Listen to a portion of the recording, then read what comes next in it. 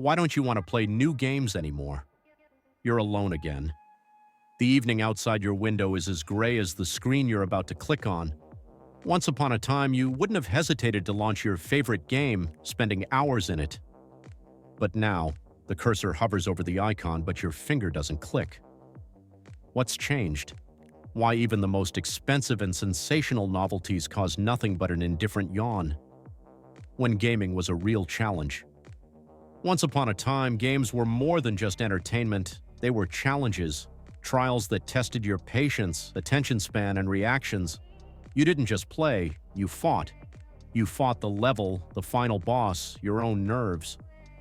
The days of 8 and 16-bit consoles were an era in which millions of players grew up on Contra, Mega Man, and DuckTales. Games of those years were not forgiving of mistakes. If you missed a beat, you had to start the level over. No autosaves, no checkpoints, no indulgences. And strangely enough, it was not annoying. On the contrary, it attracted. Slot machines also played their part. Many titles were deliberately complicated in order to beat the last change out of schoolchildren's pockets. But this absurdity of complexity formed a special breed of gamers, persistent, stubborn, determined. Victory over the next boss brought real satisfaction, not just a score on the screen. When the industry became mainstream, but things have changed. As the audience for video games expanded, so did the games themselves. Whereas previously consoles were only in the homes of a select few, by the time of the PlayStation 2 and especially the PlayStation 3, gameplay had become mainstream. There were hundreds of millions of new players, from children to the elderly. This caused a wave of simplifications, from controls to passing. Now the player is not penalized for mistakes. He is gently guided, given second, third, 10th chances. Missed? No problem, the enemy will wait. If you die, you will be resurrected. Missed training? Nothing. The hint button is always nearby. Games have become more accessible, but the price was loss of challenge, and that's where the crisis came in. Psychology of a gamer. It is important to realize a gamer is not just a consumer, it is a person looking for emotions. And it was the emotions precisely that began to disappear. When the game becomes too easy, you stop feeling progress. When winning doesn't require effort, it's worthless. We get bored. It used to be that one level could keep you busy for weeks. Today, it's 100% synchronization in assassins, no-kill missions, time-based challenges. All of this is more of a marketing ploy than a real challenge, a resurgence of complexity. And then there they were, the games that started to challenge again. Dark Souls, Bloodborne, Sekiro. These projects became a true cultural phenomenon. Not because they're perfect, they're difficult. They take time, they require effort. They bring back a sense of accomplishment. You don't just pass a level, you're overcoming yourself. You learn to fail, to plan, to understand enemy behavior, to look for vulnerability. It's digital Zen, where error is the teacher and victory is the catharsis. Yes, these games are complicated, sometimes to the point of absurdity. You keep coming back to the same moment over and over again. You fail again.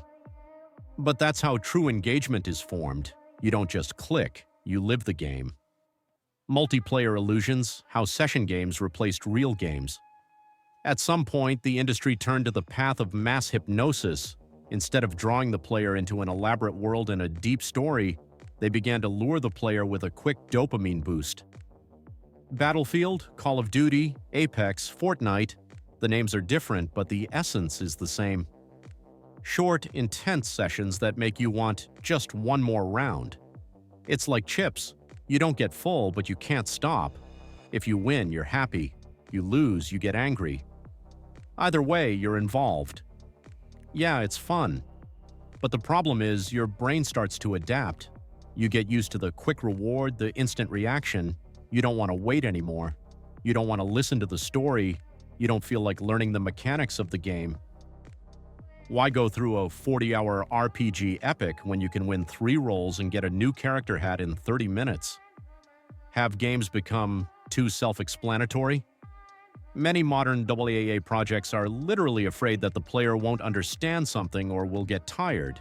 Hence, Tutorials, auto tips, pointing assistance, fast health regeneration, no penalty for death. Games have become like a polite waiter in an expensive restaurant. Serve, explain, hint, smile. But in the end, it's not an adventure but a tour along a pre-drawn route. You just move forward as if on rails. Periodically, you are entertained, rewarded, surprised by graphics, but in the depths, emptiness, because you've invested nothing but time into the game. Where is the real challenge? The real challenge is not where another difficult cutscene is. It's not where the X button triggers a quick counterattack. It's when you learn yourself, when you're dying to understand, when every move demands attention, when the game says, "I'm not going to help you, you want to pass, learn how to play." That's why we keep coming back to games like Dark Souls, not because of the story, not because of the graphics, it's because of the emotion, real emotion. When you lose, you learn. Winning makes you proud. It's simple, it's honest. Why don't you launch new products anymore? Maybe it's not you.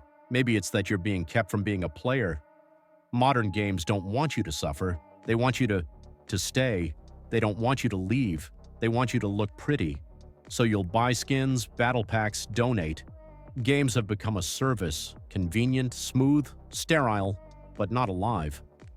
The flip side of the industry, where are the real games left? Sometimes, in the midst of all the noise, something genuine does come along.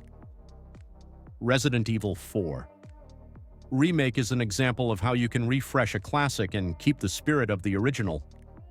Hogwarts Legacy is an immersion into a childhood dream, albeit with a lot of flaws. Stanley Parable Ultra Deluxe is almost a philosophical experiment, not just a game. But there are few projects like this, and they are released once a year, at most, 2. Everything else is a conveyor belt, beautiful, expensive, and soulless.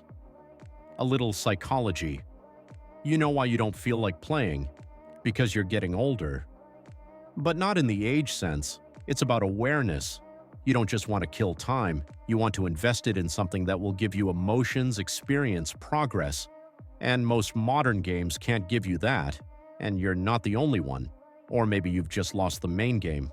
Change of music. Dramatic. A little philosophical. Maybe the reason is much deeper than that. Maybe it's just fatigue. The fact that after work, studies, problems, you can't find the energy even for your favorite hobby.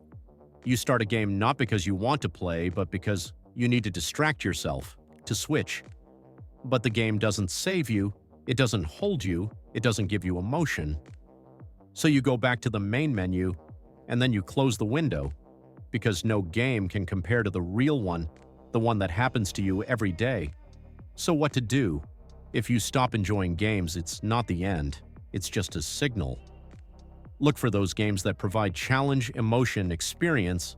They may be hard to find, they may not be flashy, but they're real. Go back to the old games. Try unusual indies.